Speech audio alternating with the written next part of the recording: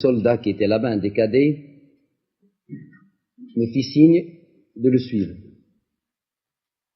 Pour vous parler très franchement, j'étais à peu près convaincu qu'il m'entraînait dans un recoin afin de pouvoir m'exécuter dans la plus grande tranquillité. Lorsqu'il se vit à l'abri des regards indiscrets, il se mit au garde à vous. Je lui commandai repos, il se remit au repos. Je lui recommandai garde à vous, lui tendai ma main et lui dis qu'attendu pour baiser ma main. Ce qu'il fit. Alors je lui dis, mais qu'est-ce que c'est que cette histoire? Il m'a dit, on nous a dit que le palais était attaqué, que votre majesté avait des ennemis et nous sommes montés. Maintenant, je tiens à vous dire que vous en avez encore des ennemis, veuillez vous cacher. Je lui dis non, appelle tes camarades, baissez les canons de vos armes, suivez-moi. Et c'est alors que je tins ce langage à un groupe de 6 ou 7 cadets en leur disant, il est inadmissible que vous ayez fait de l'armée royale ce que vous en faites maintenant.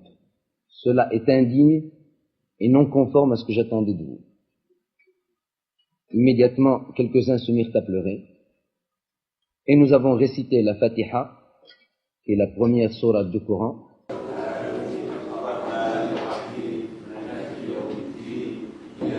نعبد وإياك نستعين اهدنا الصراط المستقيم صراط الذين أنعمت عليهم غير المغضوب عليهم ولا الضالين آمين.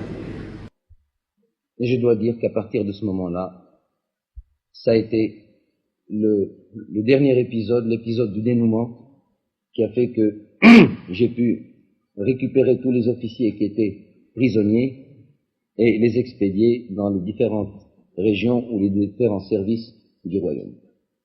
Serait-il possible de rencontrer et d'interviewer les officiers rebelles actuellement arrêtés? Je dois vous répondre que, en principe, ces officiers auraient dû être passés immédiatement par les armes, et je crains que vous n'ayez pas le temps de le faire, car je crains que demain soir à cette heure-ci, ils soient exécutés après qu'ils nous aient donné les renseignements nécessaires. On a parlé de complot libyen. Interrogé à ce sujet hier soir sur notre antenne, vous avez à chaud répondu « La Libye, je m'en fous royalement ». Maintenez-vous maintenant que tout est fini, cette appréciation, et pourquoi? Je la maintiens encore plus royalement du fait que je suis encore plus roi aujourd'hui qu'hier.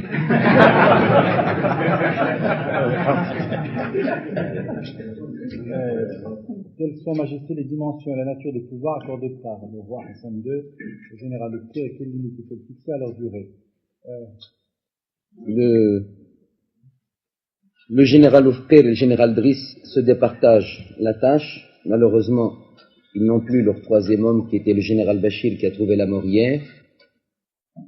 L'un et l'autre jouissent de pouvoirs étendus à la mesure de la confiance que j'ai en eux, mais il est certain qu'aucun texte, aucune situation n'est venu pour créer quoi que ce soit ou amenuiser quoi que ce soit.